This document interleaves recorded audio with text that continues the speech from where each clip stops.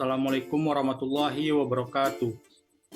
Baiklah, kenalkan nama saya Zakil Fikra dari kelas 3B D3 Akuntansi, NIM 210-72036.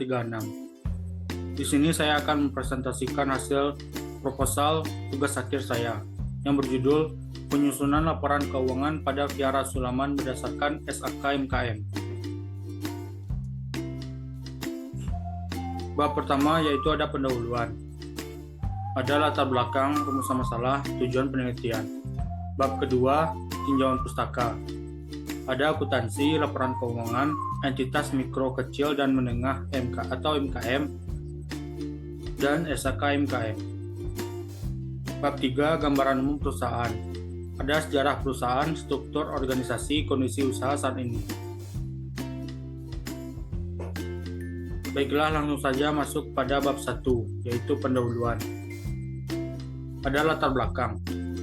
Usaha mikro, kecil, dan menengah atau UMKM merupakan salah satu jenis kegiatan ekonomi yang banyak dilakukan oleh sebagian besar masyarakat Indonesia, di mana UMKM merupakan salah satu wadah penting yang berperan dalam menciptakan lapangan pekerjaan yang baru, sekaligus membantu pemerintah dalam mengurangi angka pengangguran yang ada. Usaha UMKM sendiri merupakan suatu usaha perdagangan yang dikelola oleh badan usaha atau perorangan yang merujuk pada usaha ekonomi produktif yang sesuai dengan kriteria yang ditetapkan Undang-Undang 20 Tahun 2008. Di samping itu, kegiatan UMKM pastinya tidak terlepas dari aktivitas akuntansi yang sangat berguna untuk menunjukkan perkembangan atau kondisi keuangan pada UMKM. UMKM dikelompokkan berdasarkan kriteria modal usaha atau hasil penjualan tahunan.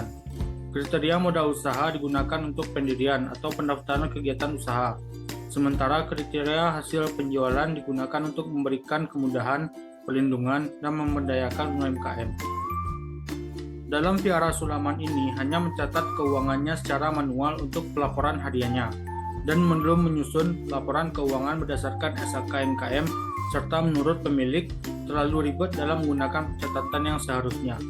SAK MKM secara eksplisit mendeskripsikan konsep entitas bisnis sebagai salah satu asumsi dasarnya. Dan oleh karena itu, untuk dapat menyusun laporan keuangan berdasarkan SAK MKM, entitas harus dapat memisahkan kekayaan pribadi pemilik dengan kekayaan dan hasil usaha entitas tersebut, dan antara suatu usaha atau entitas dengan usaha entitas lainnya.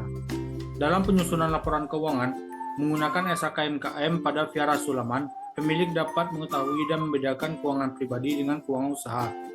Oleh karena itu, penulis tertarik untuk membahas dalam bentuk tugas akhir dengan judul Penyusunan Laporan Keuangan pada Viara Sulaman berdasarkan SAK MKM. Yang kedua ada rumusan masalah. Berdasarkan uraian di atas, maka rumusan masalah dalam penelitian ini sebagai berikut. Yang pertama, bagaimana cara penyusunan laporan keuangan yang dilaksanakan Viara Sulaman pada saat ini? Yang kedua, bagaimana penyusunan laporan keuangan menggunakan SAK MKM? Ketiga, tujuan penelitian. Berdasarkan latar belakang dan rumusan masalah, maka tujuan dari penulisan ini adalah yaitu untuk mengetahui penyusunan laporan keuangan yang dilaksanakan oleh Viara Sulaman dan untuk mengetahui penyusunan laporan keuangan dengan menggunakan SAK MKM.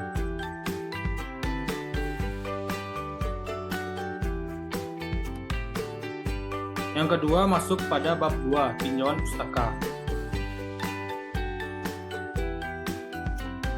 Yang pertama ada akuntansi. Berdasarkan keputusan Menteri Keuangan RI nomor 476 KMK 01 tahun 1991, akuntansi adalah suatu proses pengumpulan, pencatatan, penganalisaan, peringkasan, pengklasifikasian, dan pelaporan transaksi keuangan dari suatu kesatuan ekonomi yang menyediakan informasi keuangan bagi para pemakai laporan yang berguna untuk mengambil keputusan. Akuntansi terdiri dari 3 aktivitas dasar akuntansi, yaitu mengidentifikasi, mencatat, dan mengkomunikasikan peristiwa-peristiwa ekonomi dari sebuah organisasi ke para pengguna yang berminat. Berdasarkan pengertian tersebut, penulis menyimpulkan bahwa akuntansi merupakan suatu sistem yang terdiri dari tahap identifikasi dan pengukuran data, pemrosesan data, dan pelaporan. Di dalam akuntansi terdapat input dan output. Akuntansi merangkum informasi berupa transaksi atau input dalam jangka waktu tertentu dalam satu entitas, kemudian memproses dan menyajikannya dalam bentuk laporan keuangan atau output yang diberikan kepada para pengguna. Siklus akuntansi terdiri dari kegiatan. Yang pertama, mengidentifikasi peristiwa dan mencatat transaksi. Yang kedua, menjurnal. Yang ketiga, pemindahan buku ke buku besar. Yang keempat, neraca saldo. Yang kelima, jurnal penyesuaian. Yang keenam, ada neraca saldo diselesaikan. Ketujuh, kertas kerja. Kedelapan, dalam penyusunan laporan keuangan dan tidak wajib dibuat saat penyusunan laporan keuangan. Yang kedelapan, laporan keuangan. 9, jurnal penutup. 10, neraca saldo setelah penutup. 11, jurnal pembalik. Persamaan dasar akuntansi, yaitu aktiva sama dengan pasiva. Tujuan akuntansi. Menurut Susilowati 2016, 2. Akuntansi bertujuan untuk menyiapkan suatu laporan keuangan yang akurat agar dapat dimanfaatkan oleh para manajer, pengambilan kebijakan, dan pihak yang berkepentingan lainnya, seperti pemegang saham, kreditur, atau pemilik. Yang kedua ada laporan keuangan. Laporan keuangan menurut Ikatan Akuntansi Indonesia adalah laporan keuangan merupakan catatan informasi keuangan suatu perusahaan pada periode akuntansi yang digunakan untuk menggambarkan kinerja perusahaan tersebut. Laporan keuangan berguna bagi banker, kreditor, pemilik, dan pihak-pihak yang berkepentingan dalam menganalisis serta menginterpretasikan kinerja keuangan dan kondisi perusahaan. Sedangkan pengertian laporan keuangan menurut para ahli adalah proses akuntansi yang dapat digunakan sebagai alat untuk mengkomunikasikan data keuangan. Selanjutnya, laporan keuangan adalah alat yang sangat penting untuk memperoleh informasi sehubungan dengan posisi keuangan dan hasil-hasil operasi yang dicapai oleh perusahaan yang bersangkutan.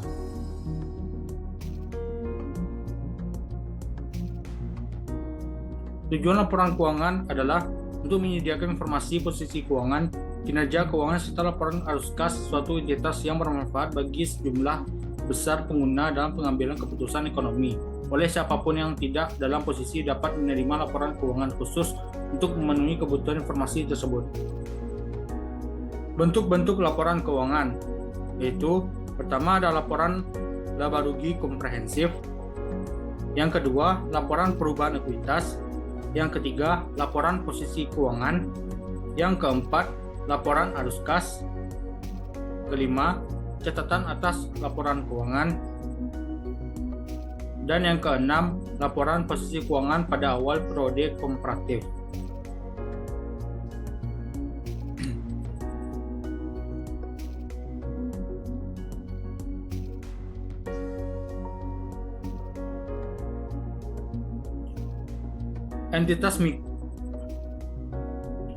Selanjutnya, entitas mikro, kecil, dan menengah atau MKM. MKM adalah entitas tanpa akuntabilitas publik yang signifikan, sebagaimana yang didefinisikan dalam standar akuntansi keuangan.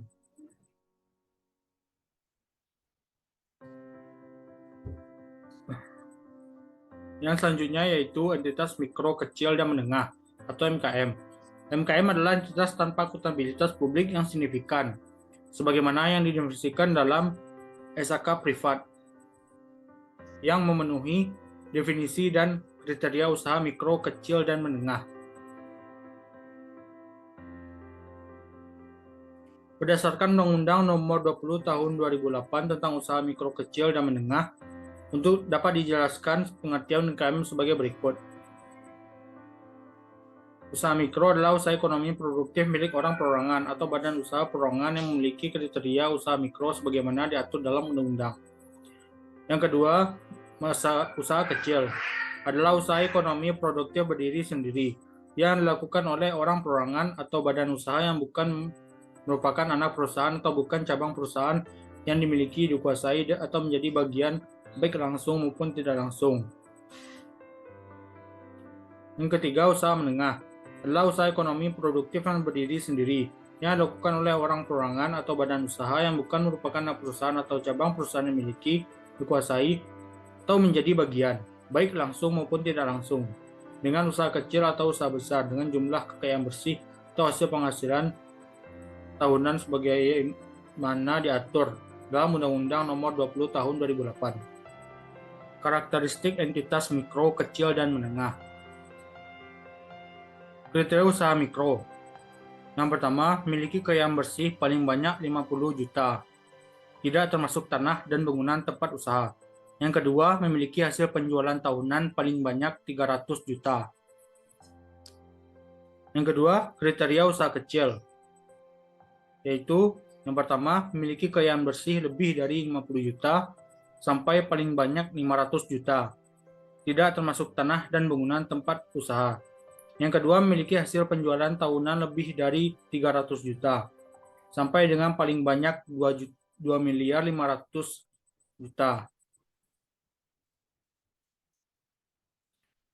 Yang ketiga, kriteria usaha menengah, yaitu yang pertama, memiliki kekayaan bersih lebih dari 500 juta, sampai dengan paling banyak 10 miliar, tidak termasuk tanah dan bangunan tempat usaha. Yang kedua, memiliki hasil penjualan tahunan lebih dari 2,5 miliar sampai dengan paling banyak 50 miliar. Yang terakhir yaitu SHK-MKM. SHK-MKM atau Standar Akuntansi Keuangan Mikro, Kecil, dan Menengah bertujuan dipakai untuk entitas tanpa akuntabilitas publik. Pengakuan dalam laporan keuangan menurut IAI tahun 2016 yaitu yang pertama aset, kedua liabilitas, ketiga penghasilan, keempat beban. Berdasarkan SHK-MKM, laporan keuangan minimum terdiri dari laporan posisi keuangan pada akhir periode, laporan laba rugi selama periode, dan catatan atas laporan keuangan yang berisi tambahan dan rincian akun-akun tertentu yang relevan. Bab 3, yaitu gambaran umum perusahaan. Ada sejarah perusahaan. Vihara Sulaman adalah perusahaan yang bergerak dalam bidang manufaktur yang memproduksi berbagai produk mukena. Usaha ini didirikan oleh Ibu Yeni Artati atau Ibu Yeni pada tahun 2009 yang beralamat di Negari Jorong Gundang, Kecamatan Ampeangke, Kabupaten Agam, Provinsi Sumatera Barat. Pada awal mula usaha ini, Ibu Yeni memproduksi jilbab sampai tahun 2013. Pada tahun 2013, usaha jilbab Ibu Yeni mengalami penurunan karena banyaknya persaingan. Di tahun 2014, Ibu Yeni memutuskan untuk mencoba membuat mukena dalam berbagai macam jenis sulaman. Dengan berjalannya waktu, usaha mukena ini berkembang sampai saat ini. Keadaan Vihara Sulaman sekarang berada di level running dengan adanya pembagian sistem kerja. Proses produksi pada Vihara Sulaman dilakukan setiap hari. Konsumen dari Vihara Sulaman tersebar dari berbagai kota di Indonesia. Yang kedua, yaitu struktur organisasi. Struktur organisasi pada Vihara Sulaman yaitu owner, yang kedua bagian produksi, ketiga bagian gudang, dan keempat bagian pemasaran. Owner. Ibu Yeni selaku owner sekaligus pimpinan usaha bertugas memimpin usahanya dan juga bertugas dalam menentukan kebijakan perusahaan, seperti menentukan dan mengembangkan rencana perusahaan dalam meningkatkan penjualan, menentukan harga, dan gaji karyawan. Kedua, ada bagian produksi. Pada bagian ini bertugas dalam mendesain pola lukis dan pengembangannya, penanganan bahan baku sampai barang jadi, melakukan pemotongan atau pengukuran bahan, dan melakukan penyulaman. Bagian gudang. Pada bagian ini bertugas untuk menyimpan stok bahan pembuatan mukena dan juga menghitung bahan apakah cukup atau kurang, menjaga bahan agar tidak rusak, dan melakukan pengecekan pada bahan mukenanya. Yang keempat, ada bagian pemasaran. Bagian pemasaran bertugas untuk memasarkan produk yang sudah selesai secara langsung ataupun tidak langsung. Contohnya yaitu memasang pamflet pada story media sosial. Yang ketiga, ada kondisi usaha saat ini. Pada pembelian bahan baku, perusahaan ini melakukan pembelian bahan baku utama pada saat ini banyak dipesan dari pemasok daerah Bandung, Cipadu, dan Tanah Abang. Penjualannya, karena Vihara Sulaman rumah produksi, penjualan grosir lebih difokuskan. Adapun pemasarannya di daerah Bukit Tinggi, Padang, dan Banda Aceh. Penjualan di rumah produksi sendiri kebanyakan masyarakat di sekitar sana saja. Penggajiannya, untuk penggajian dilakukan secara bulanan. Sistemnya yaitu menurut tanggal masuk pegawai sampai dengan 1 bulan, tidak dihitung dari per tanggal 1. Sekian hasil presentasi saya pada hari ini. Jika ada kurang atau salah, mohon dimaafkan. Saya sudahi. Assalamualaikum warahmatullahi wabarakatuh.